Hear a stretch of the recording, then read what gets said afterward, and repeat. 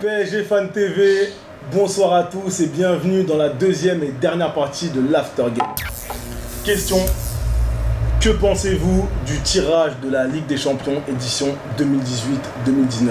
Chers abonnés, vous êtes concernés, vous pouvez répondre à cette question en cliquant sur le lien qui va s'afficher juste au-dessus. Corsé. Énervé.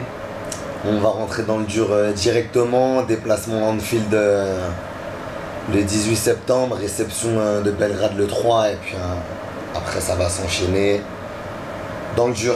Dès le début, on va pas attendre février pour lancer notre saison. On va voir si Thomas Tuchel il est aussi réactif en C1 qu'en championnat.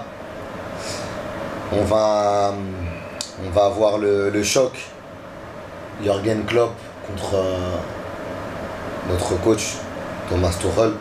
Il a perdu à toutes les confrontations. À chaque fois contre Klopp. C'est ça. On va voir ce qu'il donne contre lui. On va... Si Marquinhos il est en sentinelle sur ce match-là, j'espère qu'il va nous montrer que sa formation à ce poste-là elle est terminée. Parce que on le sait dès le début, le match n'a pas encore débuté, il est dans quelques jours. On sait au milieu de terrain ils sont beaucoup plus fournis que nous. Alors ils ont des joueurs mieux que nous au milieu. Hein.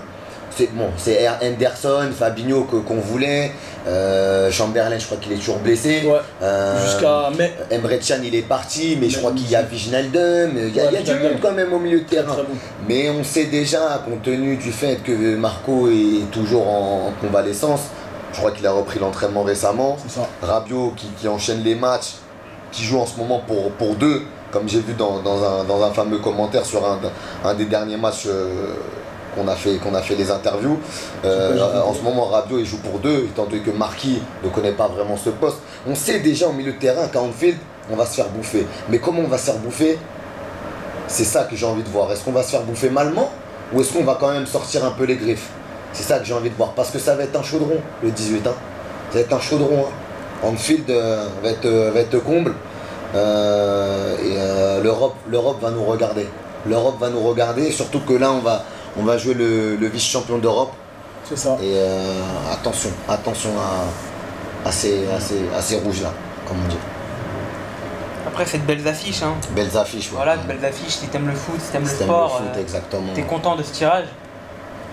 On va, comme t'as dit, à Anfield. Donc finalement, si on arrive à sortir là-bas sans boiter, déjà c'est une victoire. Déjà, c'est une victoire. D'accord? Donc le match nul, tu le signes tout de suite. Ah, tout de suite. S'il y a un match nul, c'est là-bas, en plus? Non. Non. D'accord. Mais il faut faire aussi attention à Naples, hein, parce que c'est Naples de Ancelotti. D'accord? Après, je dis pas que... Voilà, on a battu le Bayern d'Ancelotti. Donc, logiquement, on devrait battre le Naples. On l'a battu au parc, mais pas... Il faut pas... C'était plus Ancelotti, je crois, déjà. C'était plus Ancelotti, C'était Jupp Heynckes qui avait déjà repris. Voilà. Mais Momo, pour te reprendre, il faut pas tout mélanger. Parce que Ancelotti, en général, quand il a des équipes, les mecs jouent pour lui. Et ce Bayern Munich là qu'on avait joué l'année dernière, les mecs ne voulaient pas jouer pour lui, ils étaient là surtout pour l'évincer. Et c'est ce qu'ils avaient réussi parce que dès le lendemain matin, monsieur n'était plus entraîneur du Bayern Munich. C'est vrai, donc il avait le vestiaire à dos. Et il ne faut pas oublier hein, que sur cette compo ce soir-là, au parc, Ancelotti il avait fait un all-in. C'est-à-dire qu'il avait mis les joueurs que lui avait voulu mettre. Il n'en avait rien à faire des opinions de Müller par exemple, ou de Robben, ou même de Franck Ribéry, tu vois. Donc moi je me méfie beaucoup, surtout de Liverpool, parce qu'ils sont vice-champions d'Europe, ils ont des certitudes dans leur jeu, ils ont une attaque aussi flamboyante que la nôtre. Ils se sont renforcés. Ils se sont aussi renforcés. Naby Keita, j'ai oublié, Naby Keita qui est venu renforcer ce milieu de Liverpool. Le Guinéen, Fabinho aussi, attention, moi personnellement, je le dis et je pense que je le redirai peut-être avant ce match-là, si j'ai la chance de passer sur la chaîne. On va se faire bouffer au milieu de terrain contre Liverpool, à Anfield, mais il y aura une manière de se faire bouffer au milieu de terrain qui aura son importance sur le résultat de ce premier match de poule. C'est-à-dire que si tu te fais bouffer au milieu de terrain à Anfield, comme tu t'es fait bouffer au milieu de terrain l'année dernière à Bernabeu, ça ne va pas du tout le faire et la saison va nous paraître bien longue son numéro 6, du moins jusqu'à la trêve hivernale, tu vois. Par contre, si, comme je l'ai dit, je viens de le dire, on sort un peu les griffes, on monte un peu de grinta, là peut-être je vais me dire, ah peut-être, ça va, des fois ça va passer, des fois ça va, mais en même temps, si tu perds le duel au milieu de terrain, tu perds le match. On sait qu'on va le perdre, mais il y aura une manière de le perdre. Moi je pense pas qu'on va perdre. Tu parles du combat au milieu de terrain. La bataille du milieu. Le combat au milieu de terrain va être très compliqué. Il va être compliqué. Ça je vais pas le cacher. Il y a les Jordan Henderson est très bon. Même Naby Keita, il a très bien fait démarrer la saison avec Liverpool. C'est un patron. Sur ce poste de sentinelle, c'est un patron et il va au challenge. Notre problème au Paris Saint-Germain, sur ce qu'on a pu voir sur les années précédentes, dès qu'on était pressé haut, qu'il y avait de l'agressivité sur les duels, c'était un peu compliqué. Et c'est souvent à ces moments-là que notre milieu de terrain il prenait l'eau. On verra maintenant avec cette nouvelle ère et ces nouveaux choix tactiques, ces compositions inédites. Peut-être que Diarra sera revenu à ce moment-là. J'espère. Moi, je pense personnellement que Diarra au top, même à son âge, parce qu'en France, on est souvent sur les âges, on est souvent là à dire qu'un joueur de 33 ans est vieux, alors que finalement, tant que t'es bon, hashtag Cristiano Ronaldo, tant que t'es bon, peu importe ton âge. Peu importe ton âge. Finalement, nous, on veut que tu sois bon. Ton âge, c'est ton âge, ça te regarde toi. À partir du moment où t'es bon, t'es performant, tu peux avoir 40 ans, il n'y a pas de problème. Van der Sar, quand il a pris sa retraite, et c'est un gardien, mais bon, on peut comparer. Il avait 40 ans quand il a pris sa retraite à Manchester United. Ferguson ne voulait pas laisser partir. Sa femme, elle avait une maladie cérébrale, du coup. On a tous bien vu nous-mêmes, hein. Buffon, il a pris les cages contre Caen. Voilà. On nous a sorti une parade au bout de la 20e minute, on a compris, 40 ans ou pas, là je ne veux rien dire. C'est ça, et pour revenir sur Diarra, je pense qu'il a les épaules pour jouer à ce niveau-là. Il l'a montré par le passé, j'espère qu'on aura un Diarra en forme, et si c'est pas Diarra, eh bien... Rabiot ou Marquinhos pourra bien assimiler... En tout cas, il va falloir se battre. Il va falloir se battre, ça va être une bataille. C'est un combat qui nous attend. Après, pour la deuxième équipe, pour les deux autres équipes, Étoile Rouge de Belgrade, premier du classement d'ailleurs. Qu'on le veuille ou non, grand club européen, ils ont déjà gagné la Ligue des Champions. La Superliga de Serbie, ce trophée dont nous sommes toujours en quête, eux l'ont déjà acquis, même si c'était il y a presque 30 ans maintenant. Après, Napoli, Napoli ça reste. Napoli, il faudra s'en méfier autant qu'on même si je trouve qu'ils se sont un peu affaiblis, Napoli. Mais après, ça reste une équipe d'Ancelotti.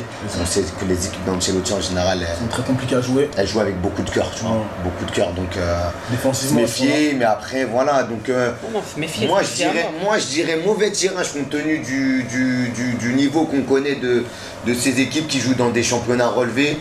Mais d'un autre côté, très bon tirage pour nous les supporters parce qu'on va avoir 3 grosses soirées européennes au parc contre des beaux adversaires. J'ai cru entendre que peut-être les Serbes ils vont pas venir le 3 octobre au parc. Pourquoi? Peut-être arrêté préfectoral déjà lancé contre eux. Sincèrement, j'espère qu'ils vont venir parce que c'est des gens, on sait qu'ils sont toujours chauds bouillants. Moi, j'espère sincèrement que les supporters de Belgrade pourront assister à la rencontre. Donc, pour moi, je pense qu'on va avoir 3 belles soirées européennes au parc. Là-bas en Serbie, ça va être bien.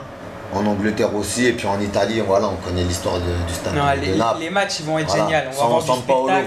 San Paolo à Naples, c'est un stade fantastique. Donc, non, pour moi, en fait, je peux pas dire mitigé parce que ça serait trop fort, mais en fait, c'est un bon comme un mauvais tirage. À nous de bien négocier les matchs, à nous de pas laisser trop de points filer pendant ces 6 matchs. Et normalement, ça devrait le faire. Première ou deuxième place, on devrait se qualifier. Voilà, première ou deuxième place, on devrait se qualifier. Faut pas sortir des poules. Faut pas sortir des poules parce que c'est pour ça que je te dis autant te méfier de Liverpool que de Naples parce que. Bien sûr, non, il faut se méfier de tout. Voilà, on sait que ça va être compliqué avec Liverpool. Je crois même si on a largement les armes pour, mais il faut au moins la deuxième place. C'est ça. Au moins la deuxième place, il faut. Voilà. Liverpool est favori donc. Ah, largement. Liverpool est favori, bah oui. mais il faudra pas laisser trop de points traîner. L'année dernière, l'Atlético, tu vois, ils ont gagné la Ligue Europa, mais ils étaient dans un groupe relevé. Il y avait la Roma, il y avait la Roma, il y avait Chelsea. Oui, c'est sûr. Mais ils en ont une aussi. L'Atlético l'année dernière, il y avait la Roma, Chelsea et je crois un club, je crois Azerbaïdjan, un truc comme ça.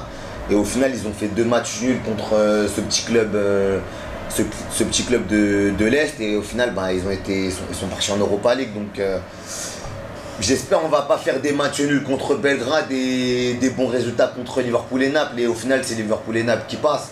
Parce que ça sera relou, tu vois. Moi, je pense qu'on peut sortir des phases de poule. Mais quand même attention parce que voilà, ça va pas être en tout cas l'équipe qui va finir premier du groupe, il y a 6 matchs, elle va pas sortir avec 18 points. Elle va pas sortir avec 18 points.